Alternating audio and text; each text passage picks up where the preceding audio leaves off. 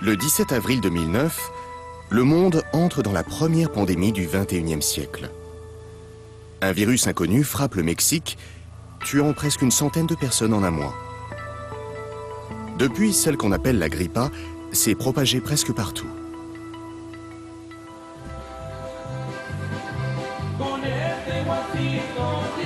Au Chili, tout a commencé dans le sud du pays, à Puerto Montt, une ville portuaire où les échanges commerciaux sont intenses. Le gouvernement chilien y a dépêché des représentants pour comprendre comment le virus est arrivé là.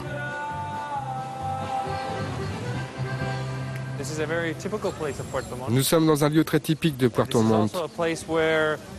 C'est aussi un lieu où beaucoup de gens viennent des différentes îles alentours pour vendre leurs fruits, mais aussi pour vendre leurs poissons et leurs fruits de mer. Et c'est aussi un lieu où les pêcheurs viennent et déchargent leurs produits de la mer. Les marchés et les ports commerciaux ont toujours été des zones propices à la propagation des virus.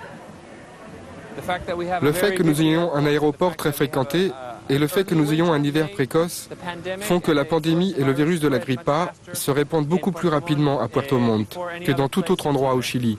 Les études épidémiologiques ont montré que nos premiers patients étaient là dès le 28 avril. Donc, 4 jours seulement après que le Mexique ait donné l'alerte. Donc, nous avions beaucoup de patients, beaucoup de cas, et nous ne le savions même pas.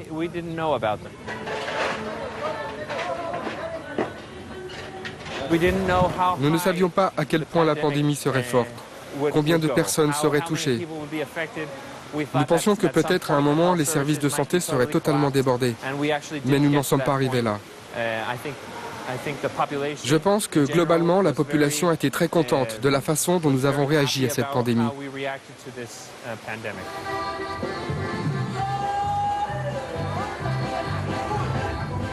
Au plus fort de la crise, des centaines de patients ont afflué chaque jour dans les hôpitaux et dans les centres de santé. À l'hôpital San Camillo, la directrice reprend à peine une activité normale. Et pour elle, un seul leitmotiv pendant l'épidémie.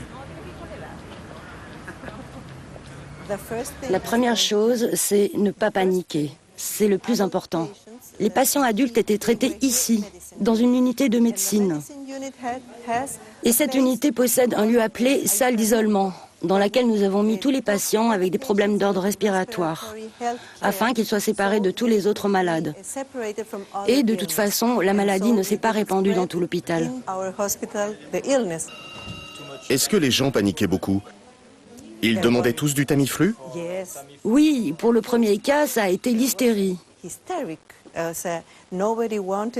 Plus personne ne voulait aller dans la pièce où avait consulté le premier patient. Les gens repartaient. Mais une fois qu'ils ont su que ce n'est pas quelque chose d'impossible à soigner, ça allait. Mais pour le premier cas, personne ne savait.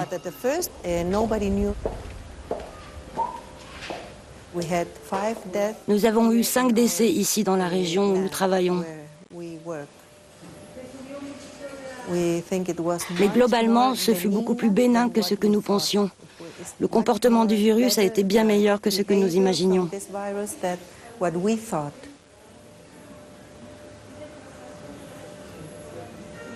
Si la pandémie a été bien maîtrisée au Chili, c'est aussi parce que le gouvernement a déployé les grands moyens.